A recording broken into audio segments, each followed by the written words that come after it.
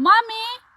सब्जी छैन के छैन भन्नुहुन्छ त यत्रो किम्बुको मुन्नै मुना छ त यो टिपेर खाम न आज यसको पनि सब्जी हुन्छ र लु बनाए नि त यो कस्तो हुँदो रहेछ खाऊ अरे भनिसक्न पाएको छैन मम्मी त ट्यापक टुपुक पारेर किम्बुको मुना टिप्न लागिहाल्नु भयो अनि यति मुनालाई लिएर चाहिँ कुद्दाउँदै घर लिएर आए अनि यसलाई चाहिँ हतार हतार पानीमा हालेर धोइ पखाली गरिदिन्छु अनि होइन यसलाई लिएर चाहिँ सिधै लगेर जिरा र लसुन पड्काएको तेलमा हालेर चाहिँ हल्का माथिबाट नुनलाई स्प्रिङ्कल गरेर केही बेर मस्तले फ्राई गर्नतिर लाग्छु अब होइन यतिको भएपछि चाहिँ यसमा थोरै अदुवालाई कुटेर हालेर केही बेर मजाले फ्राई गरिदिने हेर्दा हेर्दै यसको पानी पनि सुकेर दामी मुना चाहिँ तयार भइसकेको थियो अनि यसलाई फाइनल एकचोटि चलाएर सिधै निकालेर चाहिँ टक्कसँगले एउटा बलमा हालिदिन्छु साइडमा चाहिँ बोइल गरेको 2टा आलु पोलेको टमाटरको बोक्रा ताछेर थ्याचक म्याचक पारिदिन्छु त्यति बेरसम्म चाहिँ बदामलाई भुटेर त्यसलाई कुटेर चाहिँ हालिदिएको छु अनि थोरै धनियाँ प्याज थ्याचक म्याचक पारेको टमाटर चिली फ्लेक्स बिहानको धनियाँ र टमाटरको अचार हालिसकेर चाहिँ थोरै चिली पाउडर हालेपछि चाहिँ थोरै मैले चुक अमिला हालेको छु